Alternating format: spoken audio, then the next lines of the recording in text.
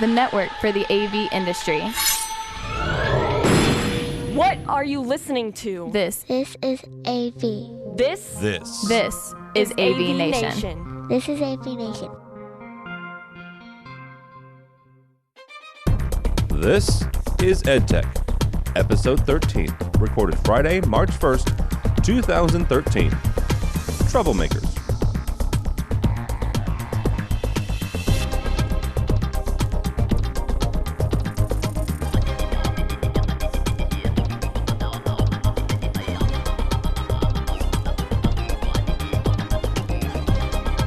It's time for EdTech, the education-focused podcast brought to you by the fine folks at AVNation. My name is Tim Albright. I'm your host. With us this week is a gentleman who ran his sprinklers last night while the rest of us shoveled snow. His name is Greg Brown. He's the manager of classroom technology design at UCLA. Go Bears. How are you, sir? Bruins. Whatever. Hello, Tim. It's a Hello, bear. everybody. Yeah, and for the record, it's 71 degrees right now. Thank you. On the opposite end of that spectrum is Mr. Scott Tyner. How many inches of snow do you have there up in Maine, sir? Oh, a few feet at this point. Yeah. We're expected to get anywhere from another foot to a foot and a half over the next 3 days. The moose are looking in through the second-story window. Greg, snow is a form of water. It's when it gets cold enough. I've heard of it. I've seen it. You can go to the mountains here and true, play in yeah. it really most any time you want to, but you don't have to live in it. Well, he saw some splashing on his lawn yesterday. It's just a little bit warmer snow than usual. Like I said, in other countries, they sentence people to places like Maine. Scott is the Assistant Director of User Services at Bates College. Thank you so much, sir, for braving the cold with us. Oh, thanks for having me. And last but not least is Mr. Matthew Silverman, Project Manager at George Mason University. How are you, sir? Doing well, thank you very much. It's kind of in the middle of where they are. It's cold, but no precip here. So that's not too bad. That's not so bad. This month we're going to talk about a website I never heard of called Monoprice that Matt turned us on to.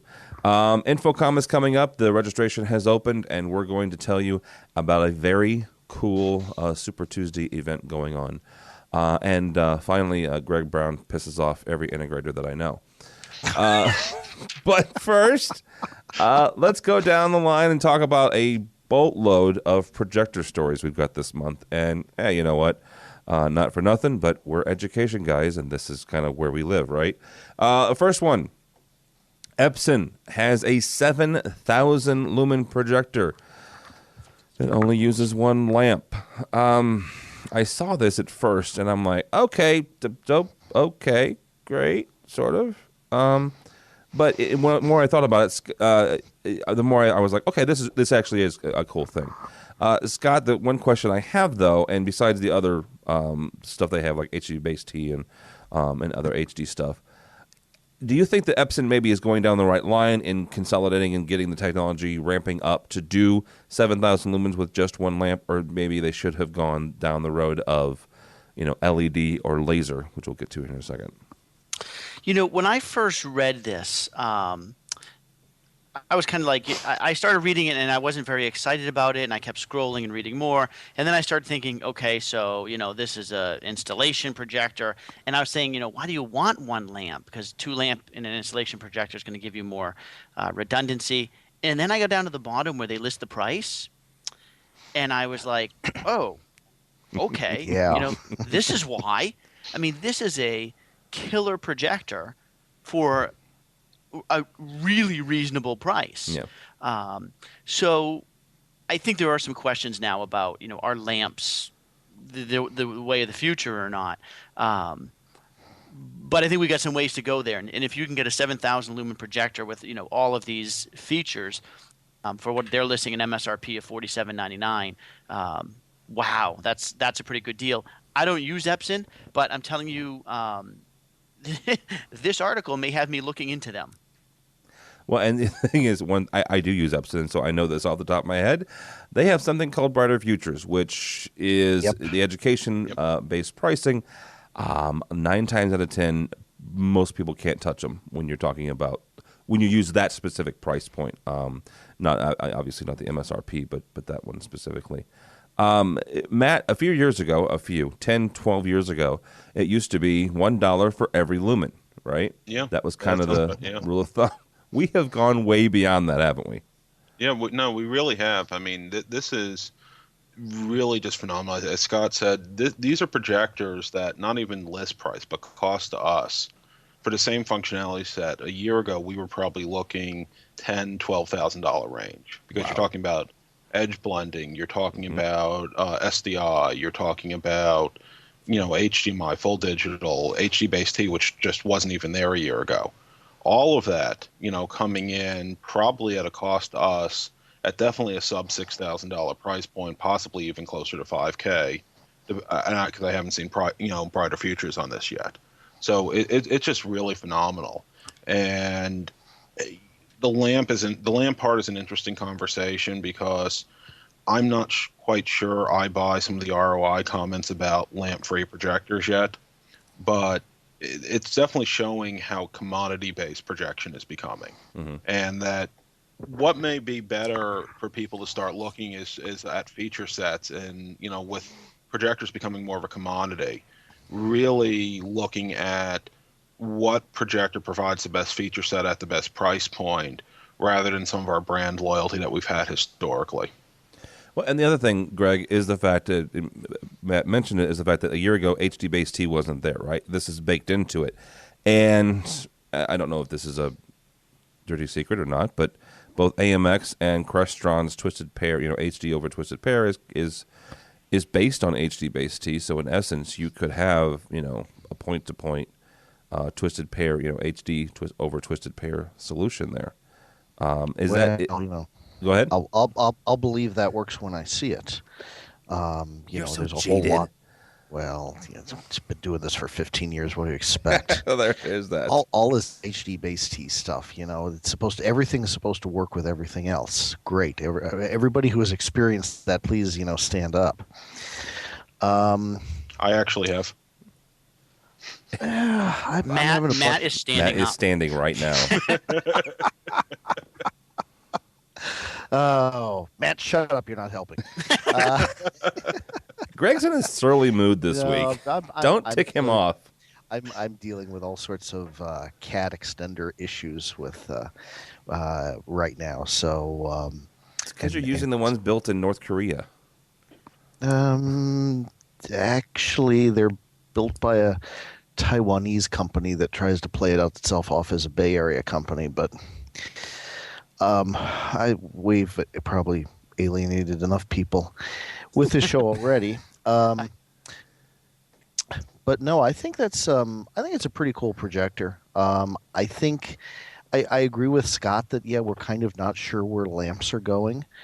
And I particularly on the bottom end of the market. So I think this is a smart place for Epson to go more up into the mid-size projector. And I think that's where the money's going to stay for a little longer. I think the whole bottom end is going to turn into a real free-for-all here with lasers and you think that's where you think that's where the lasers are going to be in the bottom end, not the higher end 5,000 and 10,000 lumens? I think it's going to be a while before they get up to that level. Okay. Yeah, there was a really interesting. It was at the Projector Summit last year. It was a guy from Christie was talking about a lot of the challenges they face to get up into that range. And it seemed like what they were saying is that they thought it was going to be a good few years before we really saw things, get up more than about 4,000 or 5,000 or so. We'll see. But I think this is a smart move for Epson. It's definitely, competition for the mid-size Panasonics and Mitsubishis. I mean, we use a Panasonic, and it was about $8,500 in this sort of range. So this certainly undercuts that. So it's certainly a lot of bang for the buck. But hey, I'll give them credit for marching into this area. I will just jump in here and say one thing I think that Matt's going to like, which is I've heard Matt talk about HD base T probably since we did our first show over a year ago, right? Yeah. And I've always been like, we'll see.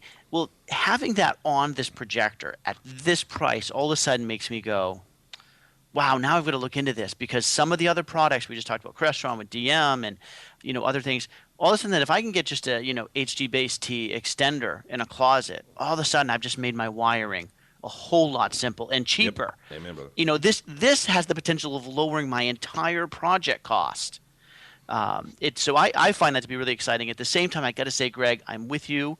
And I got some extenders from a company in California as well, not up north though. And I have just had headaches with those that just I can't even explain. So I'm a little nervous about that, but I think that the fact that this is a standard and it's not some proprietary protocol, it makes me feel a lot better. Well, I'm cautiously optimistic. And what I will say, Scott, something on this you said, it's a manufacturer standard, and there are compliancy tests. This is not by any means a consensus standard like an ANSI or an ISO. No, but it's a standard in as much as AVB is. Well, it's a little bit different. HD base T is a manufacturer standard. It's not like AVB or some of the other standards, which are consensus standards like ANSI or ISO or IEEE. It's basically a consortium of people using the Valorans chipset, which is what powers HD base T, and they do actually have a certification process. And I know we talk about some of the major manufacturers, but one thing to think about is there's also a lot of other manufacturers out there like Kramer, Aurora Multimedia, I'm trying to think of some of the others, which are actually starting to get a certified product onto market. And you can start looking in the future, I'm sure, where you'll be able to mix and match and build the right set of boxes or projectors you need. So this gives you an interesting solution where you can eliminate that extra box you need up in the ceiling. See, that's kind of cool, is the ability to not be married to one manufacturer. I think is a unique and very liberating, a very liberating thing to have. So, oh, don't worry, they'll find a way to mess it up. Hey, you are awfully jaded this week. All right, so let's talk about really crazy technologies that I'm playing the cynic on today's show. Yeah, you'd be. Greg didn't get his nap, and or his round of golf or surfing or whatever crazy thing. Yeah, I was out late getting taken to dinner by my Crestron rep. What can I say? Jeez. Anyhow, crazy technology that I'm scared of, because Greg's scared of HD base T, is wireless. My caveat for this whole discussion is the fact that I've never met a wireless video system that I've liked. Everything from USB transmitters and receivers to full on,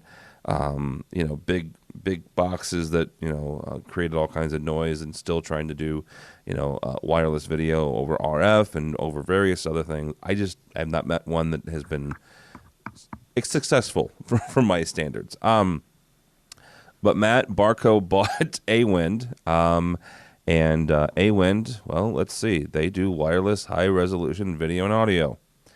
Okay, what are they thinking? I mean, what's Barco thinking, I guess, is are they trying to just say, you know what, screw this HD base T and AVB stuff, we're going to go wireless? Is that what they're going for? I think it's a tremendously good acquisition. Really? Barco has a product on the market called the ClickShare, which I've had a chance to play with.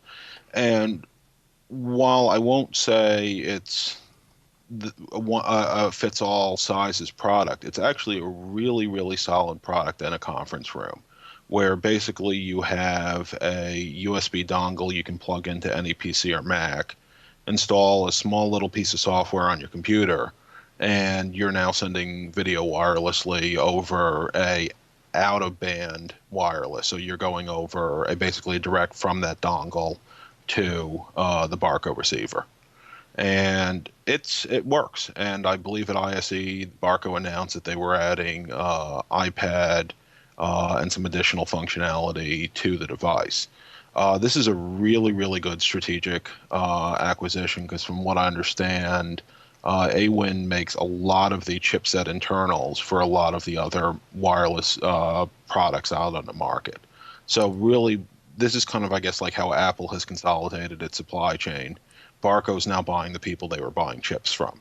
Oh. So I think this is a great acquisition. My only concern that I would see is for the other people that AWIN was supplying chips for, what does it do in the marketplace? And AWIN also has a couple of its own branded products, which are actually look quite interesting as well. It eliminates them all, Mr. Silverman. That's what it does. Greg, we'll save you for last because you're so jaded this week. Scott, is this a good acquisition, like Matt says, for Barco? Besides the fact that it's who they were buying chips from, is it a good overall acquisition? I hope that ends up being a fantastic acquisition. I think from what I read, I haven't played with ClickShare like Matt has. I've seen it in person. I haven't actually just been able to do it myself. I think that looks to me like a fantastic product, and it's interesting because Barco's not a manufacturer that at least I deal a lot with. Right, they're so high end, and so I think though that they're seeing this niche in there and this need to do this wireless video, and they're really going after it, and hopefully they're going to do it well. I think that ClickShare has done really well. I'm actually interested in getting some here, and I start out like you, Tim. I'm like, give me a wire any day of the week. I can't stand wireless. Even like wireless networking, I don't like. It just, it's not reliable. But this product really has got me kind of wondering and thinking, man, if they're really making a move into this, and they've already shown us they can do some things well, this might be a really exciting product. Yeah. All right, Mr. Jaded, give it to Barco for at least trying to move into. Yeah, no, definitely. I think this was probably a good move for them. I really don't know what it means because I don't know Barco's intent. Are they intending to just back something that they're hoping will become the standard, or are all these other companies now going to jump ship because they're beholden to their competitor for their chips? I don't know really what Barco is thinking about this whole thing, and I've had some dealings with Barco, and I don't know if we put together a list of sort of well-managed, innovative, forward-thinking video projector companies, I dare say Barco would probably not make the cut. So I agree with Matt that ClickShare is great. I don't know how in the world they came up with that, but that's a neat product. So we'll see. I really don't know what Barco is going to do. They could either make this a good thing, or they could really screw things up for a lot of people. But maybe that'll push us towards a standard by getting all of these other companies to realize, hey, we need to settle on a standard. Otherwise, we're going to have more big guys come in and buy up our suppliers. Yeah, and that's the other thing is a standard will also help us end users be able to put a little bit more stock into wireless video. Greg, it's funny you say that about you don't know where Barco came up with this because in preparation for this show, like I'm sure we all do, I was doing some research on this, and AV. You mean 30 minutes ago? AV Technology Magazine had an interesting interview with. I think it was one of the development engineers for Barco, and it was funny because I read the questions they asked essentially like you just did, which is, how did Barco ever come up with this idea? Are you saying they still have shag carpeting in their corporate offices? Is that what you guys are saying? Yeah, I believe they've got plush shag carpet. Plush shag carpet. All right. Poor. They're a strange company. Are they a German company? Well, I believe Greg they're in thinks Belgium. so. Greg thinks so. Yeah, we're running joke going on here offline. They're in Belgium, so close enough. What the heck? Germany has invaded enough times, so they probably speak German there now anyway. So now we've offended a whole country as well. I'm you know German, what? It's the seat of the EU. They don't really have a whole lot to be offended about. They got all the power, all the euros. So. One other real quick projector story and technology that I'm also freaked out about, or not freaked out, just again, I believe it when I see it type thing, and that's Sony's laser projectors. And they've got another one out that they claim, and we're going to get into this in a second, so we're going to kick this off with our standards guy, Mr. Silverman. Matt, first of all, do you believe that they have a 4,000 lumens brightness projector? And second part of this question is, are we getting to a point where we're going to have to find something other than lumens to compare apples to apples across the spectrum on projectors, whether it's laser or LED or an LCD? I'll say that's a definitive maybe on the 4,000 lumens. There actually is an ISO standard on how to measure lumens when it comes to marketing material. However, I'm not 100% familiar with it, but I believe there is a slight margin of error and allows for controlled conditions. So, like every other projector, that may not be 4,000 lumens in your situation. I also remember that when Panasonic was having their laser LED hybrids rolling out, they started with a kind of a variable brightness where they weren't quite sure how to call it, and finally ended up settling around 3,500 lumens. So I think it's good. It's lampless, so that's always a plus, but I'm not quite sure on what the ROI really is, if there's an increased cost. I've seen it, and I got a chance to see this. They brought it in on a non-disclosure late last fall. Say, when did it expire? Well, in that there are press releases, I kind of assume I can talk I'm about just it making now. sure. Oh, like you guys are really concerned about me getting in trouble. No, not at all. No, not at all. Matter of fact, we're going to do a story later about you getting in trouble, but go ahead. Right. We're going to talk about Extron again? No. No, I saw this. They had a pre-production model. They were about ready to go into production, and it seemed like they were doing a tour of people who knew something about video projectors. Somehow they stumbled upon me, and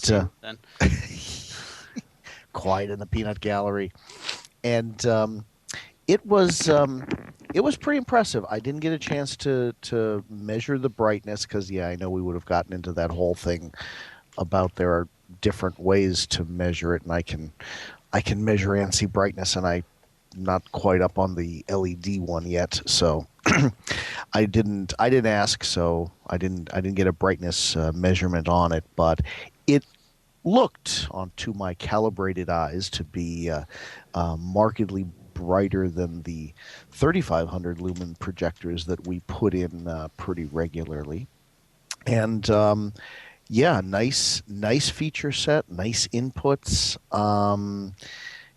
They really, I came away sort of feeling, hey, they did their homework on this thing, and we'll just have to see what happens. I mean, we are one of those places that, when I got here 15 years ago, we had Sony everything. We had lots and lots of big 3-gun Sony CRTs, and we had Sony VCRs, and we had Sony DVD players, and today I think I would be hard-pressed to find anything with a Sony name on it anywhere.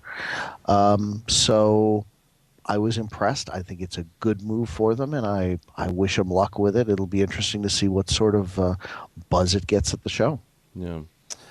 Scott, is this something where you would hold back and let bigger, not bigger guys, but colleges with maybe a little bit more of a budget than you or I have to kind of flesh these out, or is this something where you're... Who are you referring to there? I am not referring to anyone on this call that is on the East or Central, or the East or Central time zone. Did I tell you it's supposed to be 80 degrees out here today? Jeez. Yeah, and you still have, what, $500,000 left in your budget for the year? All right. Mr. Tyner, is that something you're excited about to go after, or do you want to kind of let the market maybe mature a little bit before you start throwing lasers in the ceiling? Well, when I saw this, the first thing I thought was, Sony still makes stuff? Oh, there it is. There it is. Then when I got over that, I thought, no, of course they do, because look, it's big, boxy, and ugly. That's exactly what Sony likes to do. I don't. I'm gonna be really honest. I have to make jokes because I know nothing about laser technology, and so for me, I wonder about the benefits. Other than that it doesn't use lamps. I guess I just don't really know enough other than to make jokes. Well, let me ask you this: Is it? Go ahead. I was going to say, do you think? Because I think that we need to go to a new standard, and I know people cringe when people say we need a new standard, but I think honestly that we need to come up with something other than maybe lumens, because lumens and Lamberts and all that other jazz. It's a totally separate light source and a totally separate thing, and you can't say that this laser or an LED is going to give you 4,000 lumens and it's going to equal the lumens that an LCD is going to give you. Or am I incorrect in that, guys? No, you're not. And realize lumens is purely a measure of brightness. So it doesn't tell you about a quality of an image.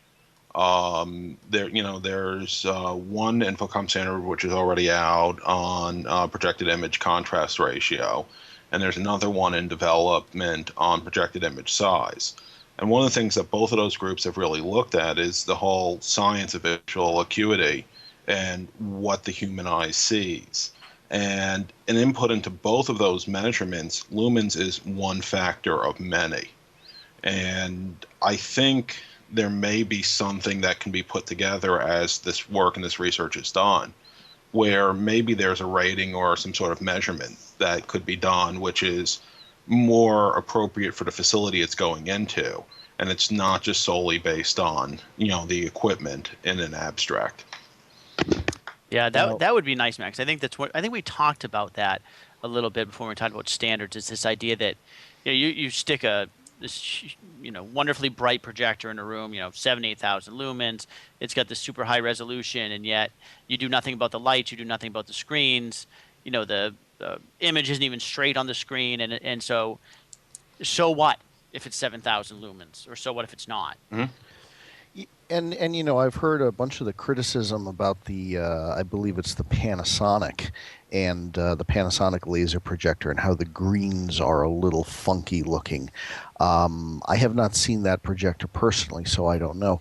But I did get a chance to see some grass green type source material on this, and it looked pretty darn good. I was not seeing anything color or image wise at all that raised any sort of flag in my mind. It was a really nice, very nice, clear picture.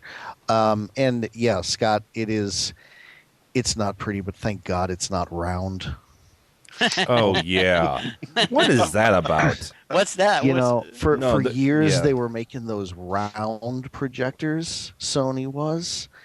I'm like, what's up with that?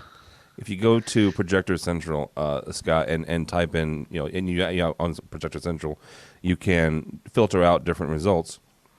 Just pick Sony and a 2,000 or 3,000 lumens projector, and that's almost all you're going to see are these little round, almost looks like a fruitcake tin, right? I was thinking I got a hat box hanging from my ceiling. I guess I haven't seen. We like Greg said earlier. When I started here, we had Sony everything, and I haven't seen we just don't do it anymore. We just don't have any Sonys left, so I haven't seen one in a while. Poor Sony. That's what they get for killing the mini disc player. So that's an old radio thing, so don't worry about it. Just a little bit bitter about that, huh, Tim? You know what? I still love my mini discs, so I still have some somewhere with old air checks on them. All right, from CE Pro, Monoprice touts 141% revenue growth. And Mr. Tyner and I go, what's Monoprice? Yeah, me too. I was not familiar with. I had read an article about them just like a day or two prior on LinkedIn somewhere, but that was my first introduction to Monoprice. All right, so apparently these guys are huge. Not huge. It's a good size e-commerce site. And Matt, you're the one who sent me the article on it. So give me kind of a synopsis of what Monoprice is, and this is actually kind of cool for them. Yeah, Monoprice is a very low-price cable company. It's kind of a no fuss, no muss, and we buy a lot of our cable product through them. Anything from control cable and pretty much all of our pre-term HDMI, DVI, VGAs, and we're saving, I would say, as much as 80 to 90% off of brand name cable, where we're paying, $5 for an HDMI cable. Wow. And we've tested it, next to a Tron cable, pick your Tron of choice. And it's worked. There's a couple of cables that we found that aren't so bad. So I do, aren't the absolute best. So I do recommend, spending $20 and ordering one of each of the cables you typically use to make sure they're good. But when we do our in-house installations, we buy most of our cable from them. And it saves us a lot of money, and it's one of these companies that it's been a word of mouth type of thing. I found out about them, I think, on an AV1 list post or something like that. We did a small order for one project, and then we did about $1,000 order for a whole summer's worth of builds. And they've been great. And for us, one of the big things is they actually already had navigated the Virginia State Procurement System, which is one of our big problems, that we can't find registered vendors. So, and really the customer support from them, we've had a couple of times we ordered the wrong cable or something of that fashion, and everything always shows up on time, and they've actually helped us do swaps without a problem. So we love them. Their growth has been, blockbuster. I mean, actually, it seems to be largely in the resi sector, but I also do know some integrators who are starting to source cable from them. And one of the things I was mentioned in this article is they now, for integrators, have a no logo program. So if you end up getting that mysterious cable without a logo on it, I'd say there's probably good odds that you're getting a monoprice cable. So somebody can't go out and shop it. Is the idea? And I was going to bring that up. Yeah. Because yes, that's great for integrators, but what about us? Oh yeah. I mean, I get, and I appreciate your experience with them, but that is, I think, if you don't know about them and you're not using them and you're using your integrator for cabling, I kind of see that as somewhat of a detriment for guys who aren't the four of us, right? If it's somebody who's just starting out in AV and the person before them, well, I just always order my cable from the integrator. I don't know. So Matt, tell me a little bit more about that, because I guess I didn't understand it. I thought that they didn't put name brands on their web page, but do they make their own cable? I mean, how do you get a cable without a name brand on it? Okay, well, no, it's actually they remove the monoprice from the cable. Most of their cables are either stamped or branded monoprice when you get them. Okay. So the idea is they provide private label cables to the integrators that don't say monoprice on them. So it says Scott Tyner's AV Systems, or it just has nothing. It doesn't have any sort of brand name, so the customer can't. Particularly when you're doing the parts list or you're doing the there's a lot of controversy now where people are requiring, when you bid a project, they want everything broken down and they want the cost for every piece. And if you put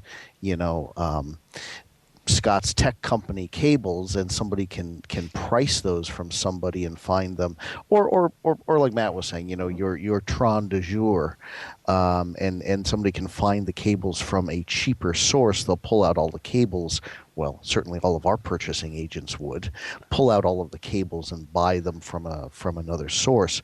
But if you have them with no label, no information, no brand, they can't say that they're equivalent because they're not, a particular make and model from a particular company. Yeah. And what I will say is, spend some time on their website. They have more technical information about their cables than actually most of the major manufacturers, and that gets into the preterm or the HDMI. So you even get into what is your cable gauge, You get into, what sort of rating it has, whether you're looking for like plenum rated cable or things like that. And so we've really found that pretty much anytime we need a cable, they generally have it. I'm actually looking at it right now, and I've seen something I've never seen, which is a component video splitter, passive. That's an interesting thing. A passive component video splitter. Yeah. That doesn't. Ooh. It almost sounds like a VGA-Y, It's pretty much exactly what it is. I used to buy those when I was 16 and didn't know any better. You mean going from a VGA to BNCs? No, years ago they used to sell VGA-Ys where you would put one VGA. It would be I guess it would be a female. You plug that in the back of the computer. It would have two more females, or one male and two females, and you could split it, and one would go to your monitor, and one would go to your projector. But what that does in effect is it doesn't quite equally split your brightness level in half. Right. Yeah, you kind of had to pray that you had a good video card, which was driving it. Right. This is this takes the the 3 RCAs out of a component and gives you 2, so you can split take out of a Blu-ray, let's say, well, not anymore, of course, but and go to 2 monitors with it. Well, this is an educational show for me today. Me too, because I'm going to have to at least price these guys when it comes to my summer installs. Because apparently they do a lot more than cables too. I mean, they've got home theater here. They've got switches, networking. Yeah, we've really just worked with them on cables. I think they were at CES this year. They sell ink. I think they were at CEDIA before, and I think they actually were at Infocom for the very first time last year. I'm guessing they'll probably be there as well this year. They sell what? They sell ink. Mm-hmm. Sorry. Oh. All right, so next week our new sponsor will be Monoprice, and well, have we actually found a company we haven't completely No.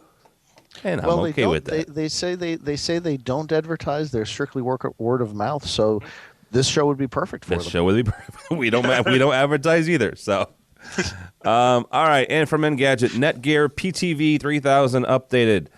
Here's another Android device that is giving us Miracast. And if you don't know what Miracast is, poor man's version is it's like Apple TV, only better because it's on Android. This is kind of cool, though, and both Mr. Silverman and Mr. Brown, I guess Scott and I are the Luddites on the show this week, have seen a product actually from Crestron. Huh? What else is new? Did you just say what else is new? Who, me? Yes. Jeez. Never mind. This is kind of cool because it gives people the opportunity to, if you want to show what's on your Android device and you don't have... How do I put this? Because you can't do it through Apple TV. If you want to do something on your tablet or your phone and you don't have an Apple product, this gives you that ability. But you guys also sell something from Crestron that does that kind of integrates with this, correct? Oh, it's not exactly it integrates with this. It's kind of the next step. Okay. This product, let me just talk quickly about the Netgear. It's really cool. It's the first Miracast ready receiver I've seen. It also supports WIDI, which is Intel's wireless projection standard, which will work on a lot of PCs.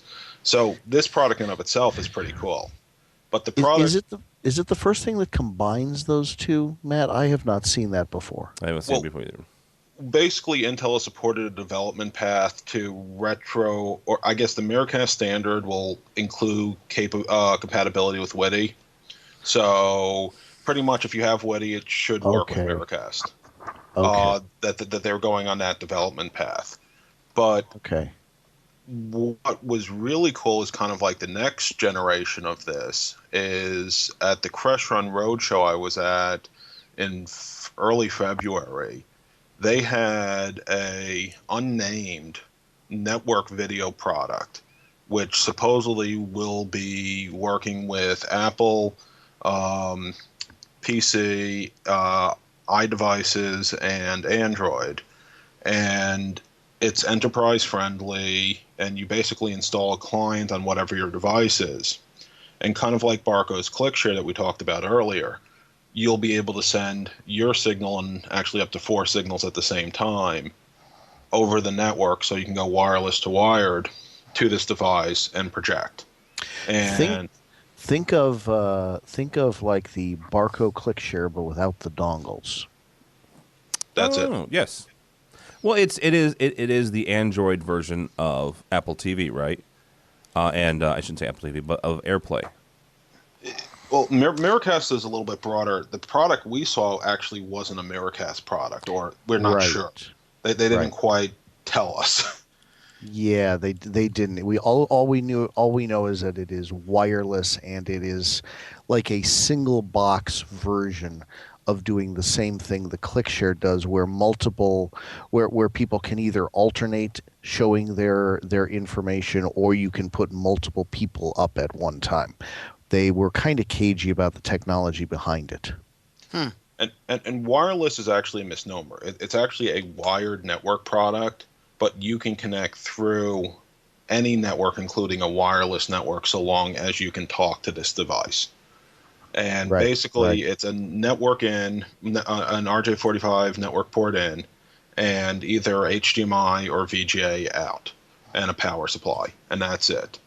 But the interesting thing for those of us who do a lot of Crestron, supposedly I'm not sure if it's going to be either via an API or through an Ethernet-based simple symbol, but we'll be able to actually interface and tie this product into our control systems as well.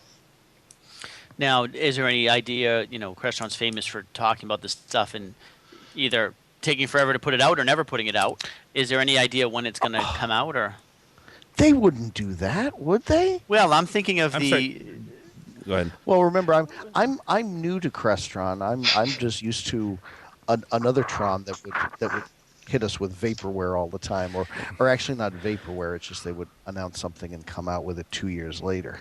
Well, what was the device that we talked about on the show from Infocom that was a streaming device you could plug into your 8x8?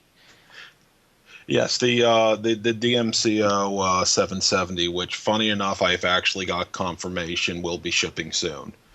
Soon being sometime in the next 3 to 9 months, but that's right around the corner. In time for the show. Let's put it this way: the SKU, I believe, has actually made it to their parts list, so that means we've moved a step forward in development process. So on this one, though, what I've heard, and our mileage always varies, is maybe may announce on this. I definitely think we'll see it at the show. The fact that they've been taking it around publicly at road shows, which aren't NDA'd, makes me think that it's coming to market. It's just a matter of when. And that's a good point. Yeah, the fact that they're taking it around to people to see. I think the interesting part of all of this is, for me, is more about the Miracast and the fact that this is. It's not just for tablets, right? So Miracast is a standard that they're thinking about putting in. Somebody can put into a monitor, somebody can put into a computer.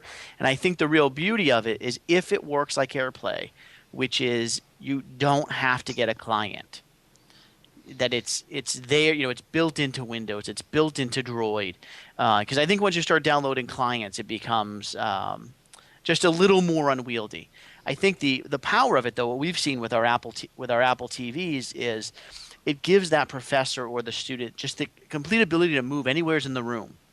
Sit down with the students and teach the class. So I think there's a ton of capability here, and so we'll see, who if a industry standard wins out, or if one company comes up with a solution that wins out. Well, and Scott, to even reinforce your point, Miracast is being endorsed by the Wi-Fi Alliance, the guys who do wireless, and so it has some pretty major backers, and it also has one major advantage over Apple TVs, is you don't have any of the pesky networking issues you have with an Apple TV.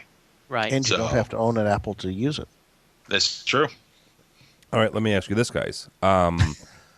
Not to, I like Apple, so I'm not pounding on them. But are we getting to the point where we need to either install both, or where we go the way of the rest of the world when it comes to Android, and we install this, instead of, I mean, if somebody is looking at a product where you can quote unquote wirelessly send video, to your projector, and they haven't done it yet, they haven't pulled the trigger. Are we looking at a case where they've got the Apple or they have the Android devices, and should we go with the Android device?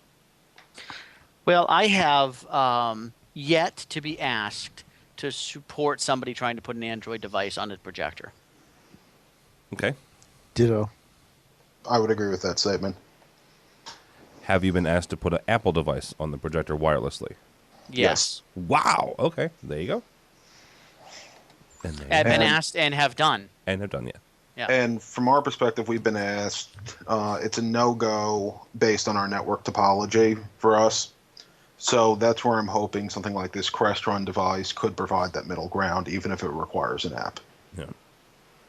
And I get that. And I think here's the thing. I think that's where some of the Android and let's not forget that Microsoft is still in the hunt here with their tablet.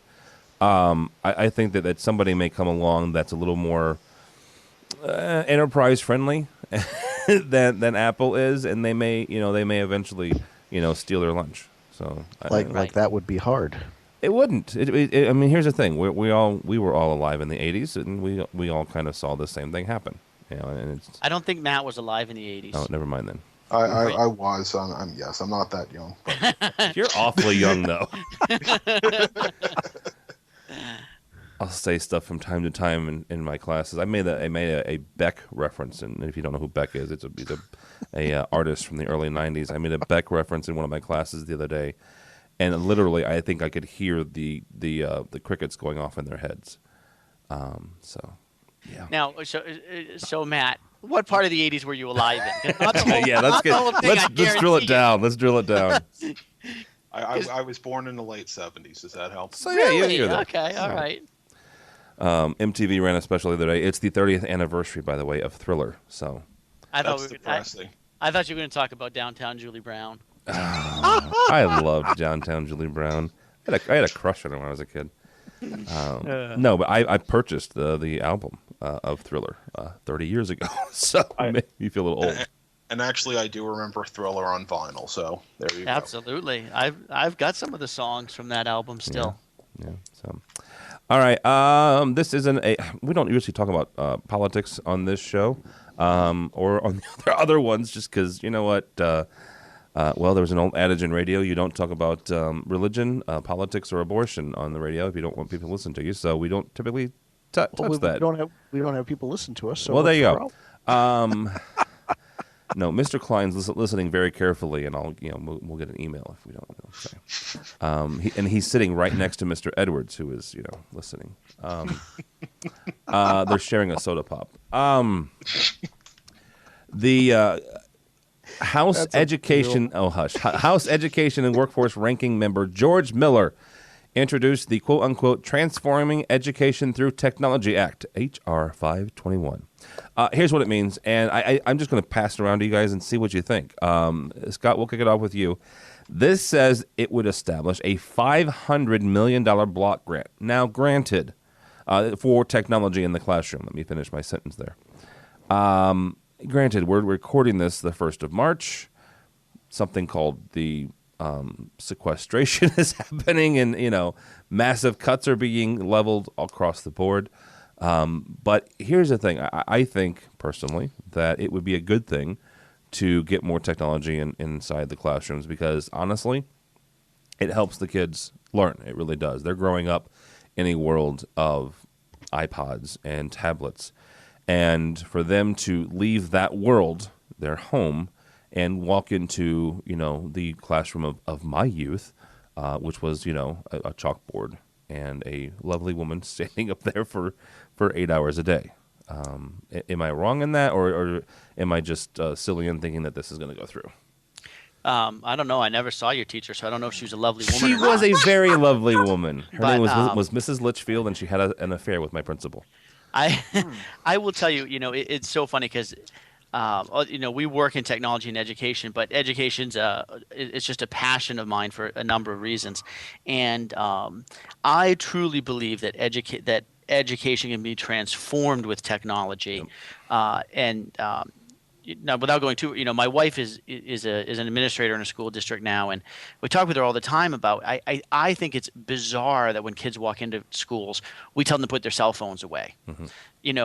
This is their life, and if you want school to relate to them, you don't tell them to put stuff away that is all of our lives. It makes no sense. And so for me, the technology, especially for children who come from lower socioeconomic backgrounds, the technology can transform things for them completely. So I am all in favor with it, not just for the technology, but putting people in the schools who can help explain things they can do with this technology, and really kind of just changing how we look at it and how it's used in schools. Matt, do you think this is? I mean, you're in the Beltway, so I mean, I'm not saying that you know anything on this, but is this a good idea here? That just, and I agree with Scott. The more technology, the more you're going to attach to these. You're going to reach the kids. It's something which I guess gives me a little pause for thinking. I think it's a fantastic idea. I do think we need technology. But, as I read kind of the summary on this, one of my concerns is that they're using technology as a substitute for curriculum. And it's a big conversation we've actually been having, at the university level, where, in my opinion, technology is an enabler, but it doesn't substitute for proper curricular design. And I see a lot of people say we need more tech in the classroom, we need more tech in the classroom. And I say, well, have you stopped to think about how you're going to use that tech? So I'm all supportive. I mean, this is definitely trying to put money in K-12, which is great. The big concern I also have being in higher ed is the downstream effect on us, because we're already seeing the millennials come to our campuses, and while we may have the tech in the classroom, our instructors at the higher education level may not all be utilizing the technology. So there's just no continuity of the experience for the students. Is that because they're not keeping up to date, and so they didn't grow up, or they didn't come of age, or begin their careers in technology, so they're not educating themselves? A lot of that is. I mean, it's something which I know in Virginia, there's been a lot of discussion at our State Council of Higher Education. There's actually a statewide curricular redesign initiative where a lot of our more seasoned instructors have taught the same way for 20, 30, 40 plus years and see no reason to change, which means they may, as you said, not be reaching their students who come in with a cell phone and see nothing wrong with multitasking, whether or not that's helpful. And so they're just not reaching the students in the format that they're expecting. Mr. Brown, is this a good idea for you guys out in California to give? I mean, understand you're not getting the whole $500 million, so. Oh, we've got plenty of money.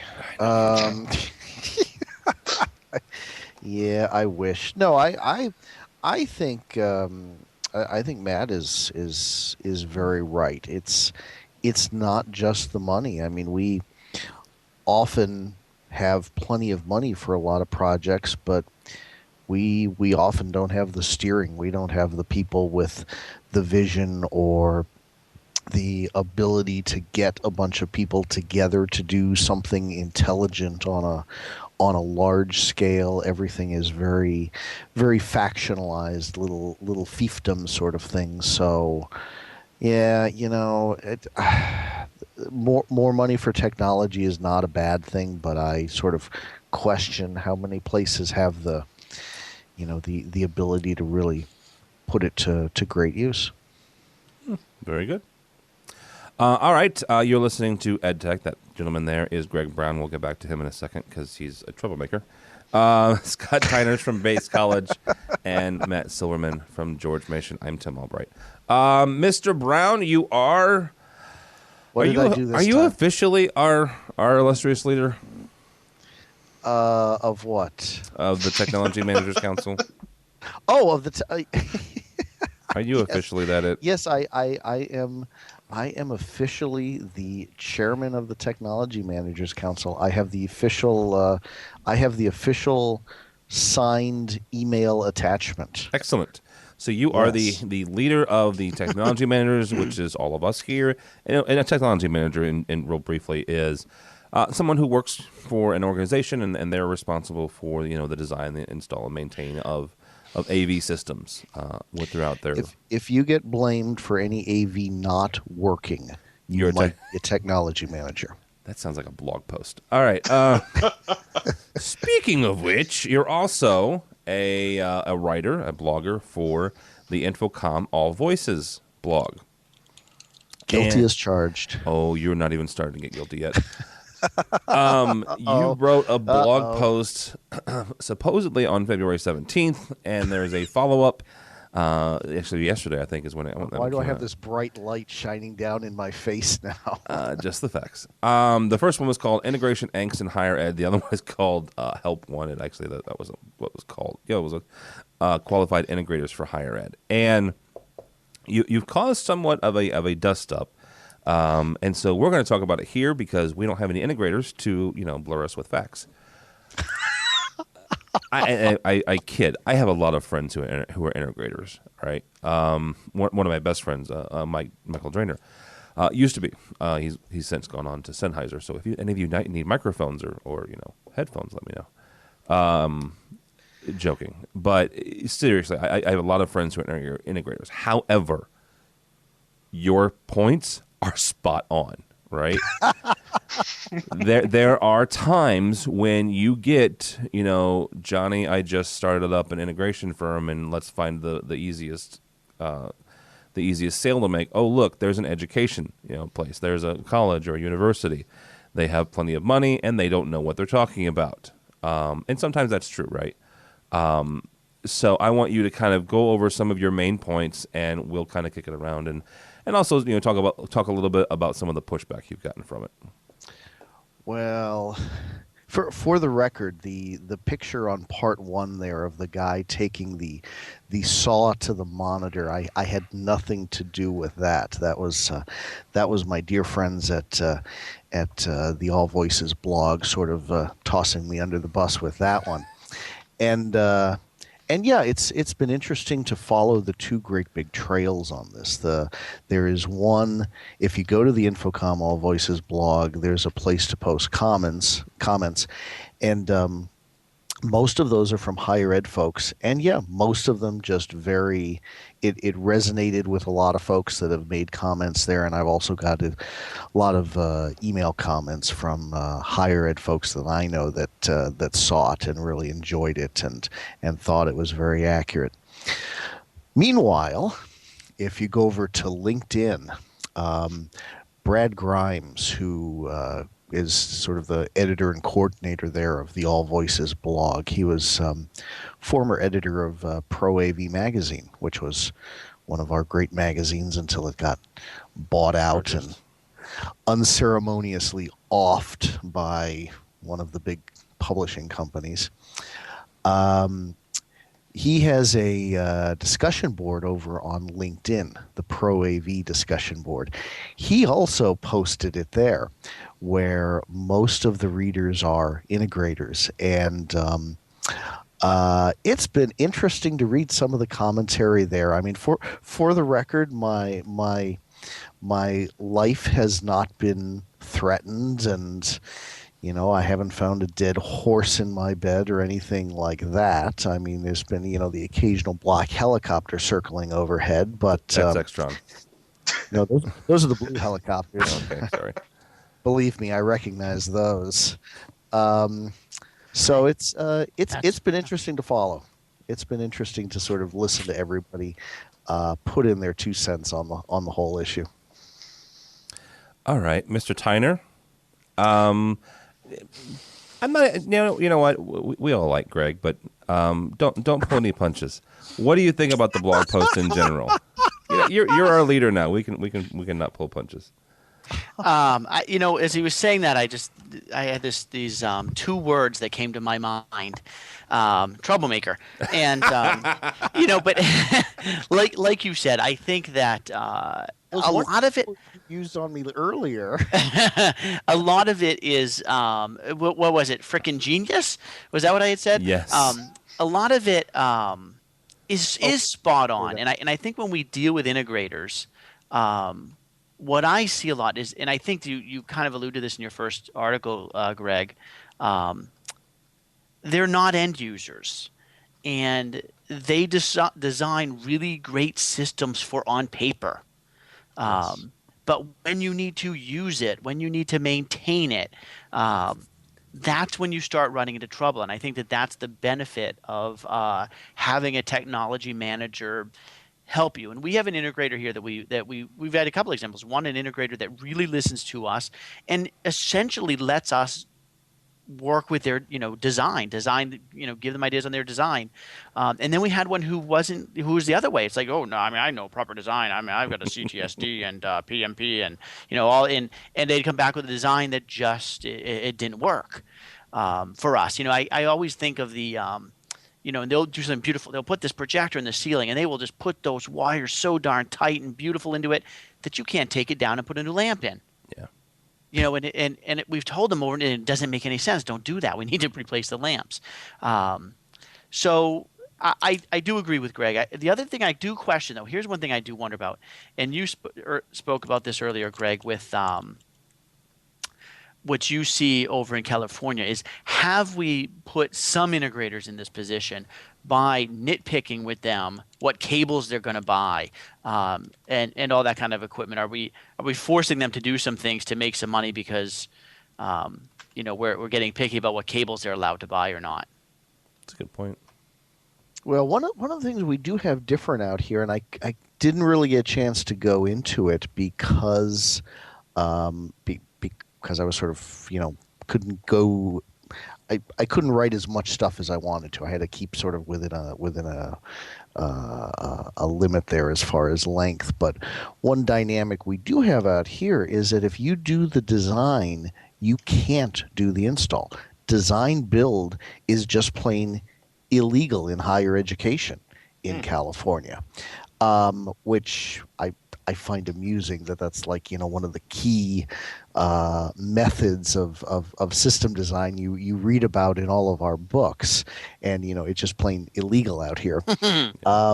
So that does open some avenues of abuse there, and definitely also helps to create some of the problem that we see. Yeah. That's a good point, because there's something that, they have to make money, all right? And if it's a bad one, it's a bad one. Actually, it leads me to another question real quick, guys. How do you handle bad designers? How do you handle bad integrators? And the reason I ask is this. Something Firearms? No, seriously, because we have a community, right? We have Infocom, and we're all for part of the Technology Managers Council. What we're in various parts of the country, right? I mean, we have the Northeast, and we have the East, and I'm in the Midwest, and Greg's in Paradise. But how do you? So you have a bad designer, right? You have a bad integrator. Besides firing him or her, or just never calling them back, do you do anything? Matt, we'll start with you. Do you do anything to warn other folks in the area? I mean, that gets a little bit hard because of what you can and can't say, particularly being a state agency. Mm-hmm. What we've done to respond to that is we've taken most of our process in-house. We do 100% of our design for standard systems in-house. It's myself and two other people, and we're responsible for providing good systems. So that's where the accountability is. We do outsource some design when it's not something we'll be supporting, and we try to shepherd that process as much as we can. And I would say it's a 50-50 shot that we're going to get what we want or not out of that. The other thing we've done is taken probably 80% of our non-capital project installation in-house. I was actually in a meeting with our operations manager the other day, and his comment was, in the past 5 years, there hasn't been a single project where his staff hasn't had to come behind an integrator and fix a rack. Wow. and it's not one particular integrator. The big challenge I know we have, and I'm sure everyone on this call shares, is we don't have the resources to buy at the top of the market. In fact, we're generally dealing with small to medium, occasionally with large firms in the AV integration. And what I found more and more is the problems I'm seeing. I'm not going to say all integrators are bad or all designers are bad or all consultants are bad, is generally those who have structured processes do better than those who make it up as they go along. And generally, the smaller the firm is, the less they've thought about how to structure their work. And that goes something Greg mentioned, the performance verification checklist. And it goes something we've had to do where I have about a 12-page statement of work, which basically covers every scenario we've run into where a project has gotten south, including lovely things like telling integrators they're responsible for their own trash removal. You laugh, but I once had a room full of boxes and styrofoam, and they said, not our problem. Wow. So that's not someone I choose to do business with anymore, but that's happened. I've had an integrator who caused us to get the first stop work order from our county inspector on any project I've been involved in 14 years. Wow. We've never even, and that goes with electrical contractors, plumbers that we've been tangential to. The county actually stopped work on a site on us, and it floored our facilities group. Oh, bad. So I should have talked to you before I wrote the article. Yeah. And I guess what and it's one of the reasons I've embraced standards so much is because I see that providing process and structure to what we do. And I really look at where we are as being a crucial point in our industry where we either have to mature and kind of do what the IT industry did about 20 years ago, or someone will just start we will cease to exist if we can't structure ourselves better, in the sense that a lot of what we do bleeds over into IT, and they already know how to do a lot of this. So I don't know. All right. Well, I was just asking because that's one thing, because we can't say anything either because, again, you're right, government entity. I've just always wondered, internally we know the integrators that will not be invited back to bid meetings, but externally it's always been a question. Well, the other thing we've done in Virginia, and I'd recommend this to everyone, is we've formed a local state group of basically higher education people who do classroom tech support. And we have an active LinkedIn group, and we also meet 3 times a year. So we can have a lot of informal conversation that can't be done formally. Unofficially, off the record and all that jazz. So. Yeah, right, exactly. All right. Last but not least, hey, by the way, Infocom's coming up. That's the last story. The Infocom 2013. By the way, the official hashtag, if those of you on Twitter, is #Infocom 2013. Infocom 13. You sure it's not IC13? I'm positive. Don't worry, somebody will argue about it. Oh, they will. No, we just did an Infocom the other day about this, and got the official word from the PR people. It is officially #Infocom 13. Now, they did say that if you do want to get on the big Twitter board at Infocom, they will be parsing through IC 13 and ICIA 13 and all sorts of different ones, but their official one is that one. So, but all kidding aside. It's the June 8th through the 14th. That's the whole entire show. 12th, 13th, and 14th is actually the floor show. But they have an awful lot of stuff going on. If you haven't registered yet and you are in the education field, a technology manager, or just a technology manager in general, you don't have to be in education to be a tech manager. Check them out if you would, please. Infocomshow.org. Infocomshow.org. One thing there I would or be square. yes, one thing I would like to say kudos and thank you and congratulations is to our outgoing El Presidente, and that is Mr. Scott Tyner. So thank you so much, sir, because you spent a couple years busting your chops, dude. So good for you. Thank you. And then now it's Mr. Brown's turn. Now it's Mr. Brown's turn. What do we have going on as far as tech managers for Infocom? I know we have. Is there a? Go ahead, Greg. Well, strangely enough, I have my meeting or my notes from the meeting right here. Good. We just had yesterday. Couple of things. I'd encourage everybody who is in the technology manager arena to take a look at the Technology Managers Symposium, which is an all-day Super Tuesday class. Has a pretty stout combination of presenters and sessions all lined up.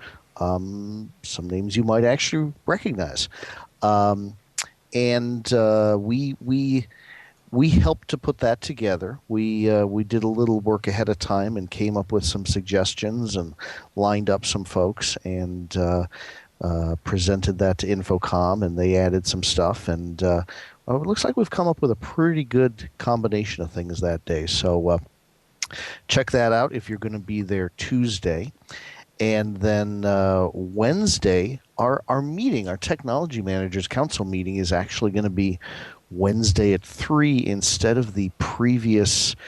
It seemed, how long did we do that for, guys? It seemed like it was like 8 o'clock Friday morning for as long many, as I remember. many years. Yeah, we finally, we must have complained enough. We're going to be Wednesday at 3. And then following that, Wednesday at 5, we have the, I don't have the full, basically we have a reception. I believe the full name, I don't have it in front of me, is the Power of AV for Technology Managers Reception. So we have a little official Infocom sponsored soiree Wednesday at 5 o'clock. So if you are a technology manager, stop by. There's free beer there. What more could you want? And am I forgetting anything? Oh, there's actually some technology managers education sessions going on. Greg and I, as well as someone else, are going to be doing a session called a Technology Manager's Modern Day Survival Guide at 0800 on Wednesday. So, bright and early. And then there's another presentation I'm involved in, which is Enterprise Audiovisual, later in the day on Wednesday as well. Very cool. So, yeah, get yourself signed up for the show itself. Get yourself signed up for some of those classes. I'm very excited about the Super Tuesday event because you guys there are a lot of good speakers that day, a lot of really cool speakers that day, and that's a good way to network network with other people that do what you do on a daily and weekly basis. So and who's going to be the MC for that Super Tuesday event and introducing the sessions and just being the all around man of introductions and timekeeping? And isn't that you? That's that part of your gig? No, I think that's that would be me. That would be me. But you guys are doing the heavy lifting. I'm just introducing people. You guys are actually doing sessions. So you just get to go up there and look pretty, I guess. Oh, good Lord! I hope not. When I write my bio, Tim, I'll try to keep it under 10 minutes. Thank you. I appreciate that. Check out infocomshow.org. Sign up for it. Sign up for the classes and get yourself invited to that reception, and also come to the meeting. 3 o'clock on Wednesday is not too bad, and right afterwards is always the Extron Bash. Wait. Sorry, I couldn't resist. Tim, I was panicking for a minute. I'm like, oh my God, I haven't got an invitation to that yet. That's awesome. Sorry, I couldn't resist. Actually, when I saw this listed in the notes on the show that we were going to talk about Infocom, my first thought was, oh God, there it goes. That's going to be our intro into another Bash Extron session. I'm not going to bash. They will be at EDtech though. Well, but then my thought was, you know what? you know what I need to do? I've still got friends over there at Extron, and I need to send them an email and see if any of them can feed my cats the second week of June, because I'm going to be out of town, and you they just won't. had to push it. See, now that's much worse than me making. That's yeah. Well, You I know. think we just found the line. Mm-hmm.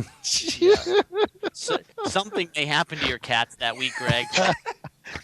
Yeah, actually, yeah. You know, after all I've said about Extron, I don't think I'm ready to trust any of my cats to them. But I thought it would have been funny nonetheless to They ask will feed that. them to the sea lions, is what they'll do.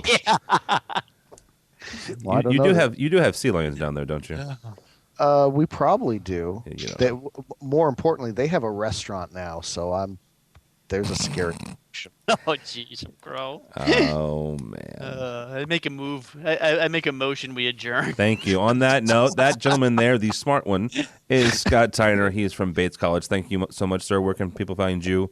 You're a blogger for Rave, in addition to doing what you do for Bates College. So where can people find you and your stuff? So either on LinkedIn or on Twitter at @STyner, and I am going to try. My goal for Infocom is going to be to get on the Infocom Twitter Super Board. Make sure you use the right hashtag. I got it written down. Mr. Matthew Silverman, our standards keeper and everything else. Thank you so much, sir. Where can people find you and your stuff? You can find me on Twitter at msilverm and LinkedIn. That's probably where I'm hanging out the most lately. Very cool. And last but not least, Mr. Greg Brown from UCLA.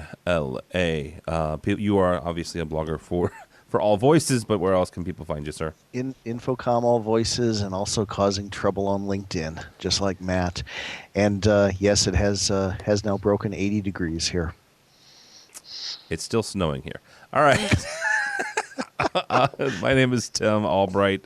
If you want to do the Twitter thing with me, it's TD Tim David Albright, ALBRIGHT. But more importantly for me and everybody here, go by the website. If you would, please. The guys who do it have worked awfully hard on it. AVNation.tv. AVNation.tv. You can find us there on LinkedIn, on Twitter, Facebook, Google+, all that jazz. So go by the website and you can start everything there. AVNation.tv. AVNation.tv. Thanks so much for listening. That's all the time we have for EdTech.